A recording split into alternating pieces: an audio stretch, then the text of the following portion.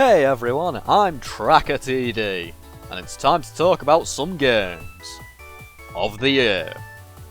Again. We're back!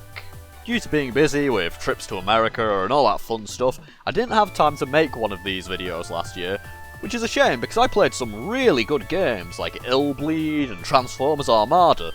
I didn't really play a ton of games over the last 12 months by comparison, but the games I did play tended to skew towards older stuff a lot more, and you'll probably see that on this list, because as usual, the format is games I've played for the first time in 2022, and not necessarily just games that launched in it. If nothing else, this is probably going to be the most bizarre game of the year video you'll watch, because even by my standards, there's some surprising entries this time around. It wouldn't be one of these videos without me changing something though, so the big difference this time around is that the numbers are gone. I decided, given the sheer variety of games in this list, ranking them into some kind of tier list just doesn't make much sense. So, it's not really ordered anymore, it's just a bunch of games that I really enjoyed and that I think you should too. Alright, that's enough with the usual introduction, let's dive right into this. It's TrackerTD's Games of the Year 2022!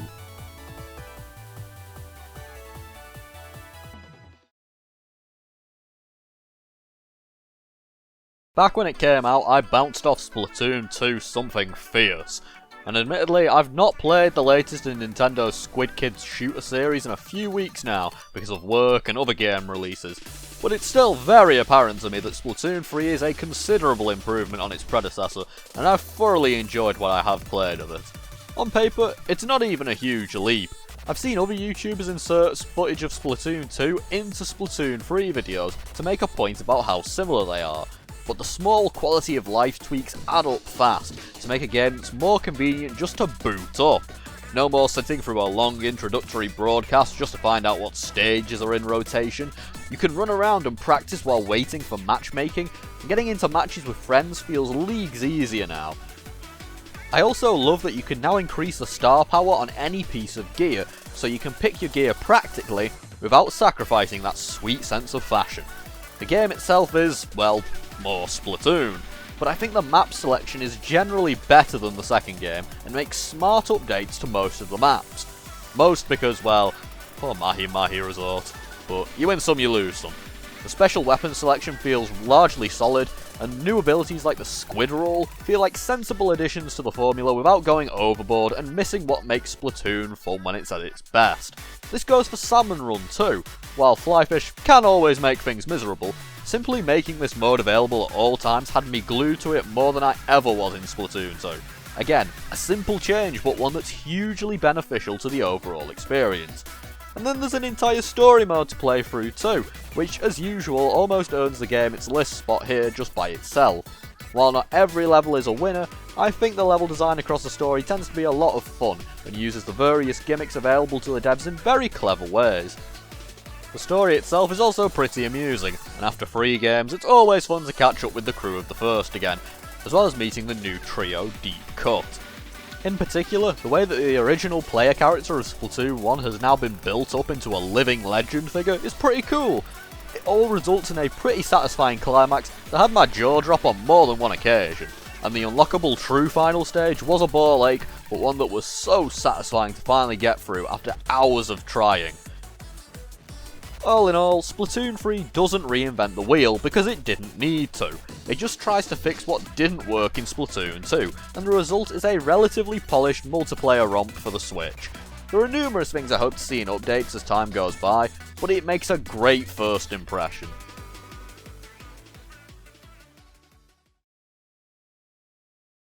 I actually started playing Nappletale last year, but dropped it partway through due to work commitments. So I started over back in October and stuck with it this time, and I'm so glad I did.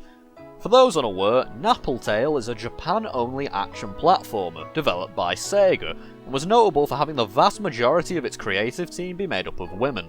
You play as Porch, or Poach, or however you're supposed to call her, who is whisked away to Napple World, essentially a purgatory between life and the deep dream. That's what we're calling death, apparently. The catch is that she's not actually died. The spirit guide Strain app accidentally took her instead of someone's dead cat with a similar name, and so now she has to recover her petals, some little spirit guys, in order to get back to the real world, all while discovering why the 4 seasons of Napple World have gone missing. If that's not a Sega premise, I don't know what is, and in many ways, Napple Tale often feels like a spiritual successor to the likes of Nights into Dreams. Gameplay is a fairly basic affair, with mostly 2.5D platforming stages to run and jump through, large boss battles to tackle, and a 3D hub world to run around in. There's a wide array of colourful and interesting characters in Napple World, from the enigmatic Piero to the milk bar attendant Jackson. In order to find all of the petals, you'll also need to go out of your way to find hidden stages, often by revisiting past levels to uncover a new secret you missed. I really enjoyed this element, as it reminded me of the wonder of finding totally new areas in games like Super Mario World back in the day. The aesthetic presentation is top notch, with colourful, imaginative areas that absolutely sing on the Dreamcast. The character models are nicely animated and have some lovely texture work too. It all controls quite nicely too. There's nothing complicated about the control scheme, but it makes platforming a treat. The story actually kept me hooked throughout, especially towards the end as it builds towards twists and turns. The game also has a sort of virtual pet system, where you can harvest materials from objects you find, and then combine those materials into new creatures called Paffets? Paffets? I don't quite know. These guys can have all sorts of abilities. Some heal you, some create platforms and bridges to cross, some even clap for you. At first I was too baffled by the fairly wordy tutorial for this system to even care, but eventually I was going back to the creation area constantly to see what new creatures I could make. Sometimes you'll even have to make paffets based on furniture to complete requests for the townsfolk and cheer them up a bit, as well as bringing a bit of liveliness to the town centre. It's also literally impossible to talk about this game without mentioning the utterly incredible soundtrack. It's what most people who know about this game know it for. Yoko Kanno, well known for her work on Macross and Cowboy Bebop, amongst many other things, put together a soundtrack that complements the ethereal and surreal atmosphere of Napple Tale beautifully. Even if you don't play the game, the soundtrack's worth listening to, but in tandem with the game, it elevates a lovely presentation to an utterly gorgeous one. Napple Tale is a game that absolutely deserves to be mentioned alongside Sega's other greats, particularly those on the Dreamcast.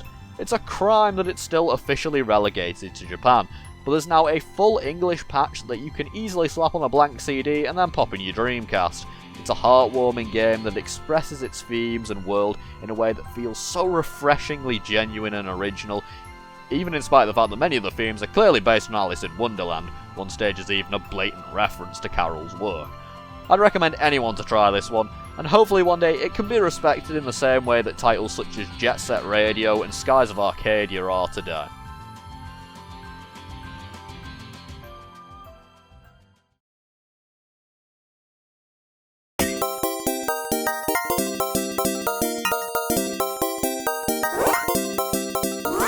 It really took me 25 years of my life to sit down and play this one all the way through. Really.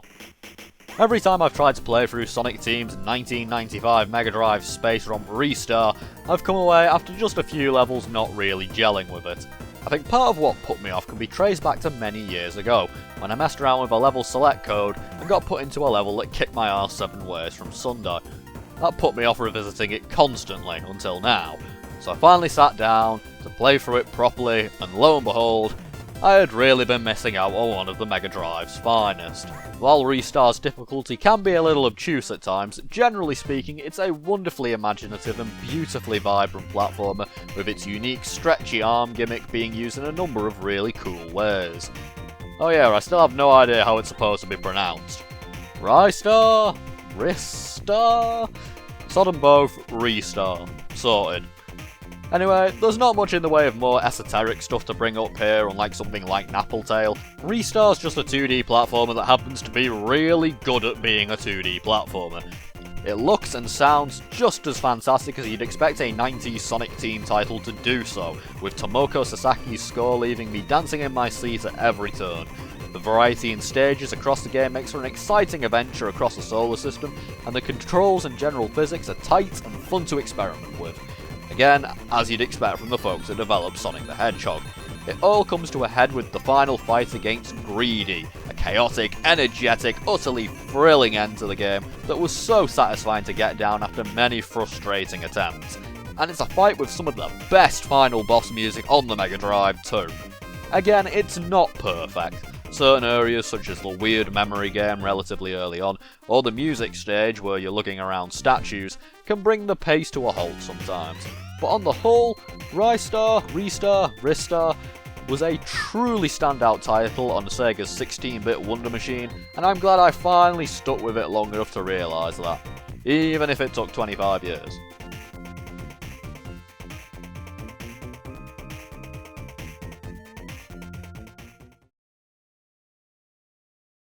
Sonic finally returns to a Game of the Year list in a way I didn't expect. And of course it's classic Sonic on the list, because I'll never beat the modern Sonic hater allegations. Produced by Noah Copeland and his team, Sonic Triple Trouble 16-bit reimagines the Game Gear title of the same name as though it had been published on the Mega Drive as a direct sequel to Sonic 3. You play as Sonic and Tails together and can switch between them at any time, which does sadly get in the way of the Mega Drive pad's button-mashing spin dash tech, but oh well. As you'd expect, the scope of the game has been massively expanded beyond the 8-bit original, with new cutscenes, story elements, overhauled level designs and visuals, even new playable characters to unlock, and stages that weren't even in the original. However, the visuals aim to also be painstakingly accurate to the Mega Drive's visual capabilities. So for example, scaling effects are fairly low resolution, and fancy scrolling techniques are used to simulate 3D. I love this approach, and it all feels very genuine, though you can at least play in widescreen. Initially the MD accuracy was so thorough that Sonic even had his rolling jump lock from the Mega Drive titles. That thankfully got turned into a toggle after someone complained about it on Twitter enough. It was me. I complained about it on Twitter enough. 2D Sonic fan games aren't exactly in short supply though, so it'd take more than just being done to set Triple Trouble apart in this space. The key difference is that Triple Trouble nails the level design in a way I don't think a completed fan game has truly been able to before. There's a lovely marriage of platforming elements and speed here in expansive levels with tons of alternate paths and secrets to discover. Sonic's physics feel rock solid too, which is somehow still a thing that fan games manage to get sort of wrong sometimes. Even the bosses are superb, and they don't overstay their welcome, as many 2D Sonic bosses are guilty of. It does stumble sometimes, particularly towards the end, where the difficulty spikes a little bit too much, and the levels start to get a bit too long. But on the whole, it's the closest I think a 2D fan game has come to reaching the standards set by the official titles, especially in the level design department. Special mention must again go to the game's soundtrack, as is becoming a running theme on this list. It's a sublime update to the original compositions. Admittedly, a lot of it doesn't actually sound much like Sonic music as you'd expect it, as they hop between sound driver styles a lot, but I can't say I'm too hard pressed to call foul in this area considering how much I love the sound of Mega Drive titles like Streets of Rage 2, and that's often how this game sounds. Atomic Destroyer Act 2 in particular goes so insanely hard, I love it. All in all, huge props to Noah and his team for this one. It's an incredible reinterpretation of the 8-bit game and blew my expectations out of the water.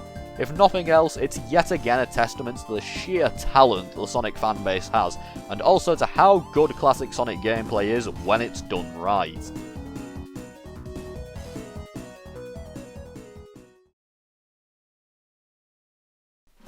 It's been a long while since I played a Kirby game I liked.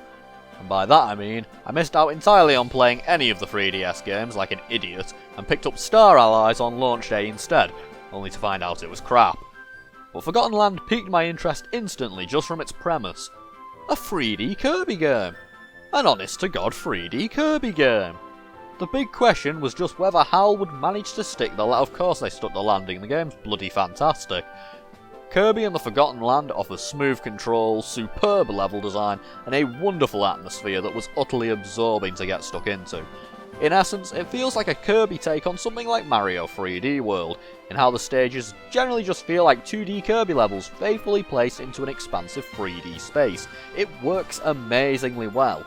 The star of the show, the copy abilities, are a lot of fun to use, and Kirby's controls for the combat are also surprisingly engaging, especially during the boss fights.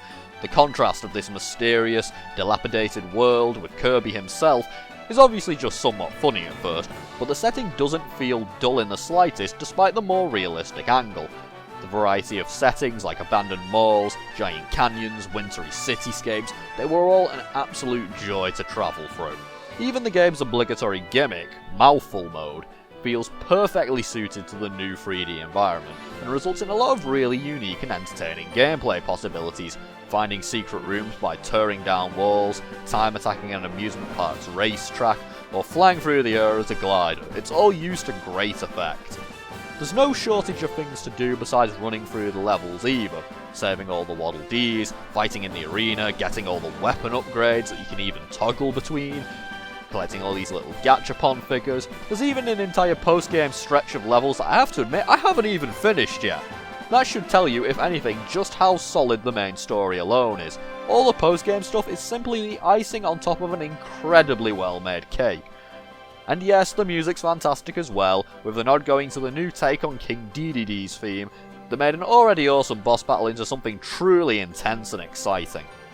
I think you can argue that, of course, Kirby made the leap to 3D just fine compared to the likes of Sonic. The space has had over 20 years to develop and evolve, but it's still staggering to me just how well HAL did here, to the point that I think Forgotten Land's probably the best Kirby game ever made.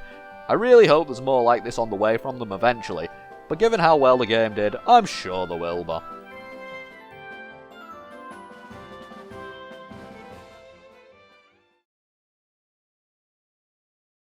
Back in January, I suddenly fell pretty ill and needed something to pass the time while I was stuck in bed. I figured that Pokemon was the answer and started looking around to see if there were any decent Pokemon ROM hacks about.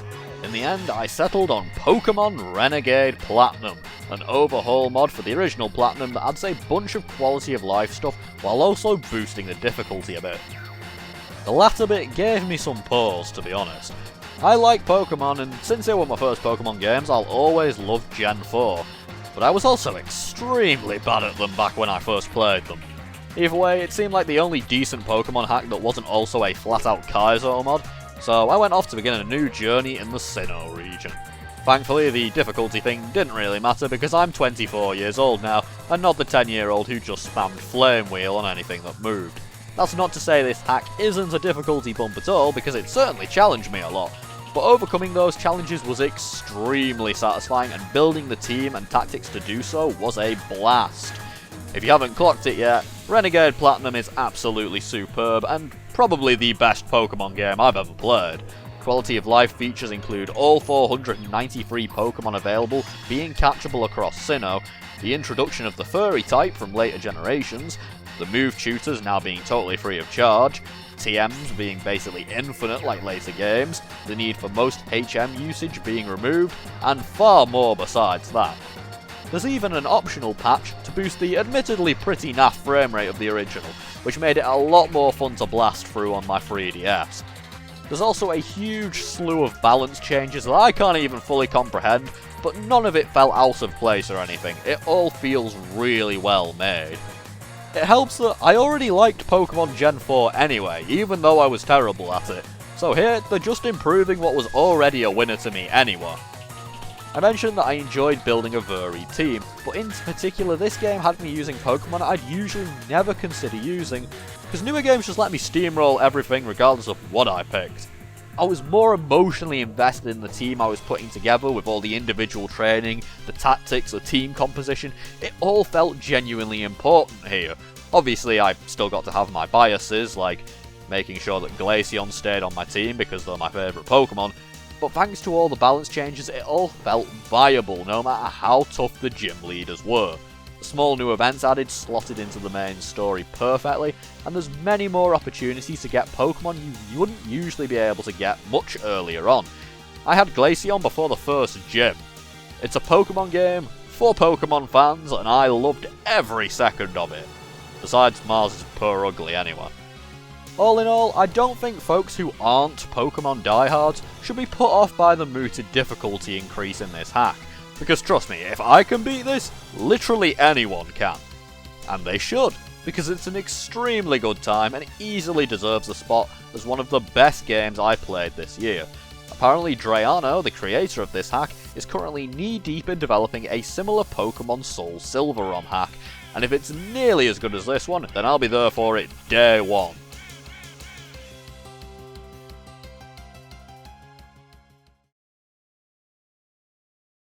Those who followed me on Twitter for a while may have seen me bringing up a game called Gotta Protectors over the years. In short, the game's an 8-bit tower defense game of sorts, developed by the family-run Japanese game studio Ancient. Which family exactly? The Koshiros, with legendary VGM composer Yuzo Koshiro founding the company and handling all of their music, and Koshiro's sister Ayano producing artwork and character designs for the titles they made.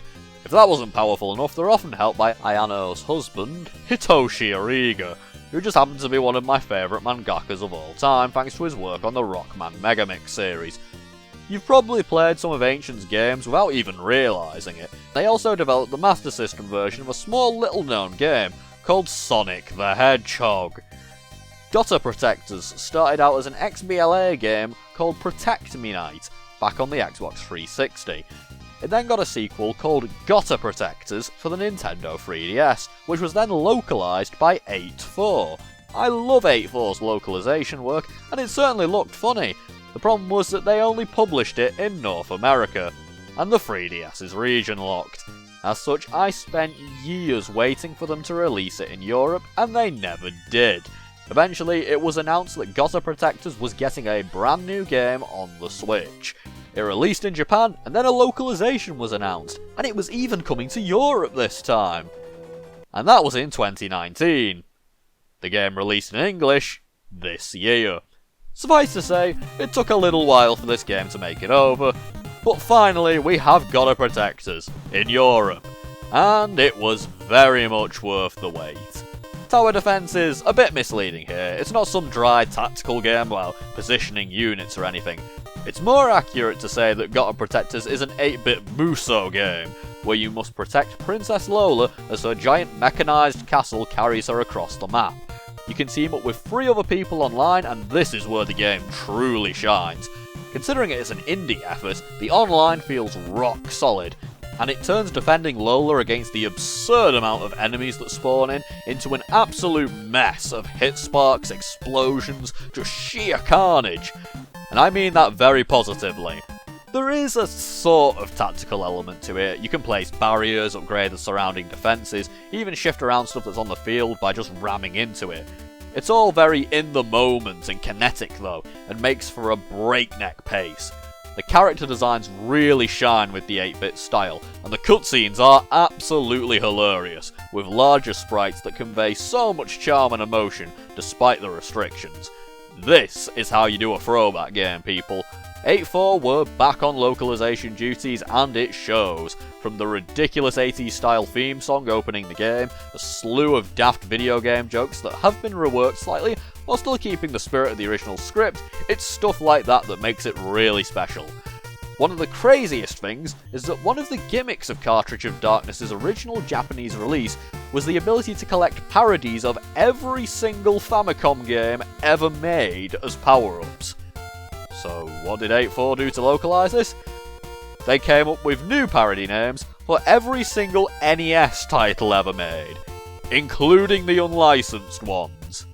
That is some dedication. As you'd expect, most if not all of the soundtrack is by Yuzo Koshiro, and if you buy the game's deluxe pack, which really is the version you should buy anyway because it's still pretty cheap, you'll be able to toggle the game's musical stylings between a variety of video game platforms. Want the music to sound like it came from a Mega Drive? Super Famicom?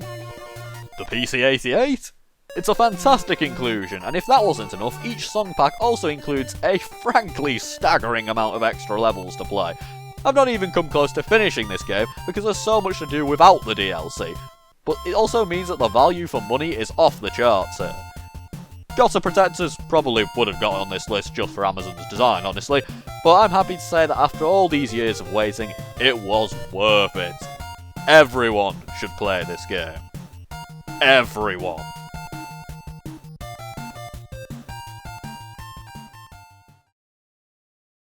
Before we reach the last three, I'd like to quickly drop in some honourable mentions that aren't quite part of the main 10 on the list, but I recommend checking them out anyway. Teenage Mutant Ninja Turtles Shredder's Revenge, or am I supposed to call it Teenage Mutant Hero Turtles here, is a superb beat-em-up that was an absolute riot with 4 players online. It just missed the main list because, admittedly, I've not been back to it after that initial playthrough, but it's definitely a great time. Klonoa Fantasy Reverie series brings 2 beloved cult classics to modern platforms at last. Klonoa 1 is one of my favourite games of all time, and this remaster rights many of the wrongs of the Nintendo Wii port to make it a great way to play it. Klonoa 2 is also ported nicely, but is also sort of the reason this has missed the main list. It's just nowhere near as good as Klonoa 1. Gley Lancer, or Grey Lancer, or whatever you're supposed to say it as, just missed the main list due to its somewhat inconsistent difficulty curve. Generally speaking though, it's a fantastic Mega Drive shmup that's well worth your time.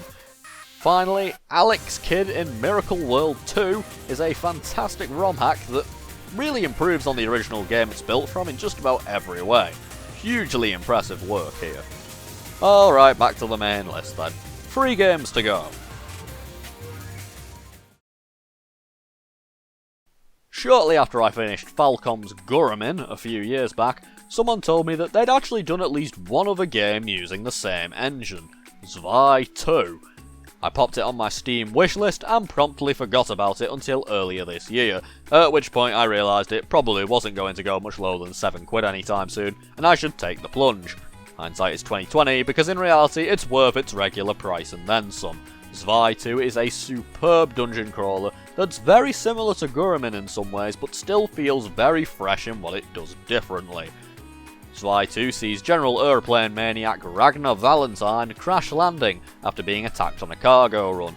The resulting impact should kill him, but it happens that a vampire princess is in the area and saves his life by forming a blood pact with him. It's not out of pure benevolence though.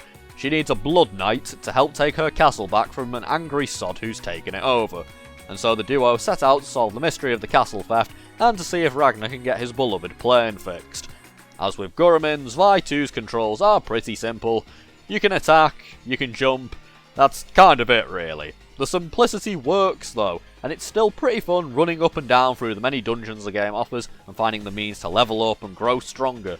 As the game progresses, you'll also find new ways to augment Ragnar's main weapon, the Anchor Gear. Lots of these tend to be for solving puzzles and such, but they also make it a more versatile tool for dealing with enemies. If you'd rather be a ranged fighter, Alwyn can be switched to at any time a la Sonic Heroes, and brings a slew of magic skills to bring the pain, or to make life easier for the player to progress. At some points, you'll even swap to other characters, such as the Shy Ninja Subaru, whose Japanese voice struck me as overly familiar, until I realised it's the actress who plays Tails. In general, the characters are hugely entertaining, with the writing providing lots of laughs, as well as some emotional plot beats. In particular, Galando and the bizarre penguin cosplayer who acts as assistant make for some amusing writing. Unfortunately, I can't say much for the English dub. I almost immediately switched it off and went back to the Japanese version. Oops. Over the course of the game, the mystery unravels and it kept me hooked. As I thought the game was about to end, it kept going, but not in a bad way, and when the game did end, there were tons of extra dungeons, items, battles and power-ups to explore or unlock. One interesting feature are the various widgets you can get. These do a range of things like telling the time, or telling how many steps you've taken, and while they're seemingly useless at first, some have clever hidden uses for unlocking extra content. All in all, Zwei 2 is utterly fantastic, and as with Guramin, after beating it I went right back and beat it several more times. You don't need to play the first game to play this one either, so I definitely recommend it.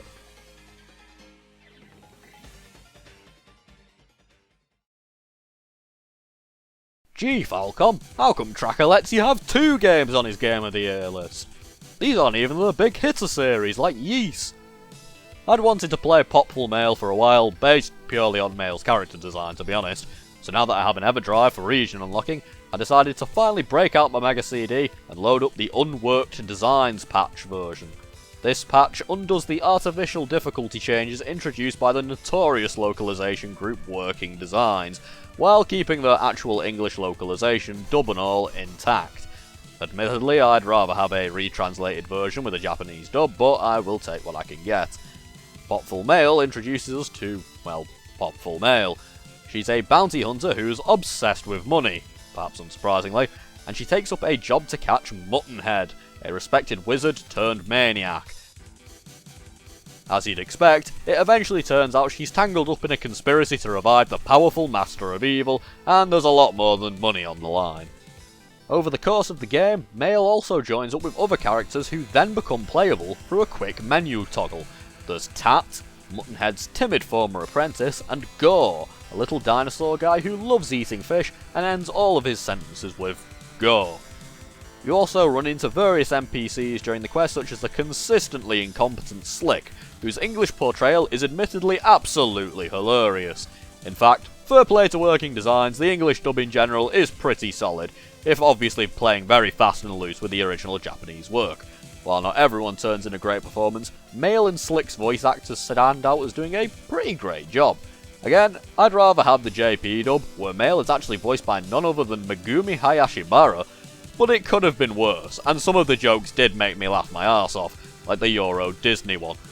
There's also plenty of animated cutscenes taking advantage of the MegaCD format, and they all look really nice.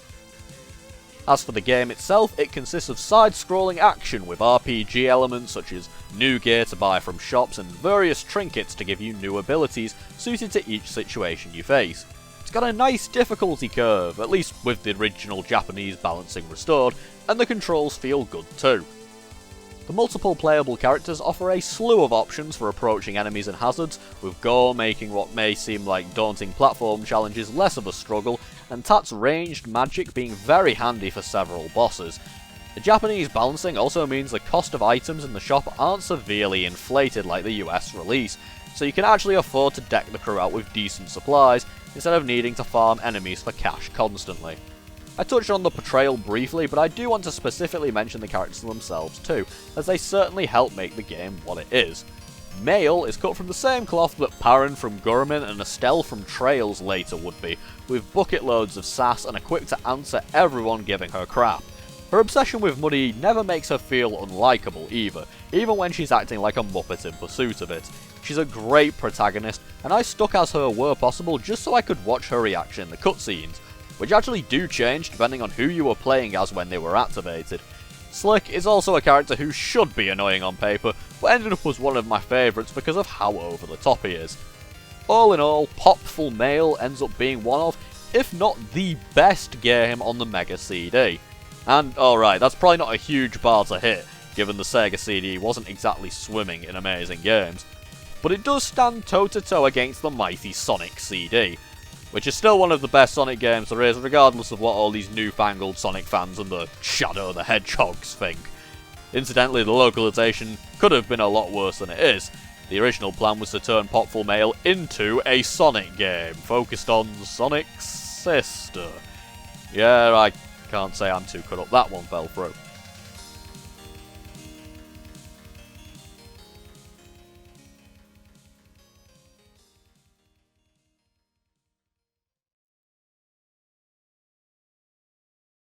Oh hey, modern Sonic! Speak of the devil.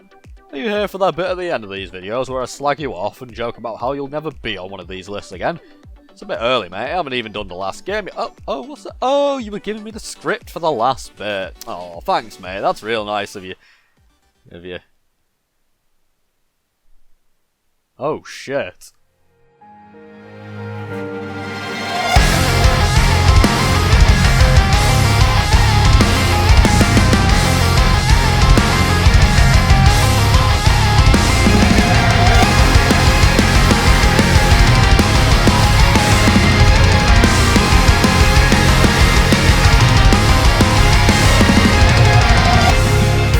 Holy hell, he's on the list! Sonic Frontiers made me feel things that a 3D Sonic game hasn't in over 10 years. It's a radical new direction for Sonic that's brimming with potential, and while it suffers from first game syndrome a lot, it sticks the landing enough that I'm happy putting it up here. I mean, when it launched, I sat down and played it for 16 hours solid. I don't think even Mania managed that. Just the sensation of blazing across the environment as Sonic can feel so satisfying in Frontiers, with Sonic's control feeling more precise and fine-tuned than it has in quite a while. Platforming is less of a chore than previous titles, and you can even pull off some very silly physics tricks, just like I spend an hour doing every time I boot up the adventure games. It's all done in a very different way to those titles, of course, but I don't think that has to condemn it as bad, just different. I'd love to see them incorporate proper momentum physics into this style of play, and thankfully it seems like Morio Kishimoto is now open to doing just that next time. I did modify Sonic's physics parameters slightly on my own copy, but I put in over 50 hours of playtime before I even touched modding, which to me suggests that it's done plenty right just by itself. Frontiers also feels extremely confident in itself and what it wants to be, which is refreshing after years of overly safe, bland games with such sterile presentation values. Ian Flynn's writing, while not perfect, is a total breath of fresh air, and these characters finally feel like characters with arcs and personality again, even amid the more somber tone the game aims for. I also think the Starfall Islands look largely fine. They're realistic to some degree, sure, but I feel this is mitigated by some of the strange and surreal structures littered across them. Where this confidence really shines through, though, is in moments like the giant Titan fight, where suddenly you're unashamedly thrust into the year 2009 with incredible new metal numbers blasting in your ears as Sonic beats the ever-loving tar out of these huge metal beasts. Every single one of these fights had me pumped through the roof, and the climax of the third Titan in particular had me yelling at the screen as I realised what they were about to do. They ran this risk of devaluing Super Sonic by having him shot repeatedly throughout the game, but instead ends up being the most powerful he's ever felt. Even elements that let many other people down ended up being bright spots for me on a personal level. Yes, the pinball section on Chaos Island was rough, but the second those Fantasy Zone whistles kicked in, I was grinning from ear to ear regardless. And as a huge fan of beloved game developer Treasure, I was utterly blown away by the homage made to their works here. That's the kind of thing I'd do if I made a Sonic game, and here they are just doing it. Even the combat wound up being pretty fun. While I have some misgivings about the cramped button mappings, smacking around Sonic's foes can actually be quite engaging, with an impressive variety of ways to dispatch the giant guardians across the islands. Even finding new ways to dispatch the small fries was entertaining. Those guys on Ares and the constant shielding got you down? Drop dash into them and launch them flying, and then follow that up with a flurry of homing attacks and special moves to chase them down and juggle them for as long as you'd like. Want to show the Titans who's boss? Use Sonic's quick Psy-loop ability to restrain them, and then do it again to bring the pain in style. The major downfall of Frontiers really is just the cyberspace levels. The reuse of the same level themes we've seen time and time and time again is a blemish given how fresh and confident the rest of the game feels, and they control like shit. It's baffling because I was able to modify the physics for these two, and then they become really fun, so I don't get why they're the way they are by default. It's a downfall, but not one that's strong enough to ruin my enjoyment of the rest of the game, especially as they do end up being mostly optional. On my second run of the game, I actually managed to make it to the final island with minimal cyberspace levels completed, something I honestly doubted would be viable even after Kishimoto had claimed it was pre-release. Fine, I will eat my crow. On the whole though, Frontiers offers a bold new direction for the Sonic series, and one I'm hopeful they learn the right lessons from. The template is here for something truly special, truly unmatched. If they can give Sonic's control more weight, give him and his spinning that same feel as Sonic Adventure, and place him into totally new environments that perhaps are a bit more obviously Sonic-y, then we're on to what could be the best Sonic game ever made. And to be brutally honest, if or when that happens, I'll probably look back on Frontiers as maybe unremarkable, like how people perceive Sonic 1 in light of Sonic 2 being a thing. For a first attempt though, Frontiers is remarkably solid. It's even getting more content totally free of charge next year to make it even better, like new playable characters! For the first time since 2006 in a 3D Sonic game. It's got jank, but I'd be hard pressed to find a 3D Sonic game that doesn't. And at this point, I'm ready to accept that the games are allowed to have jank as long as they're just fun to play in the end. I keep going back to Frontiers to try new things with the combat system, to see how I can progress through the islands differently, to see how fast I can tackle everything, and of course to mess around with mods too. It's probably too early to say, Sonic's back! After all, as Lost World shows, we could have a total disaster show up next time. But if they can keep this up, then he'll be in the best place he's been for a long time. And I'm genuinely pretty happy that I get to end one of these videos without a jab at modern Sonic for once.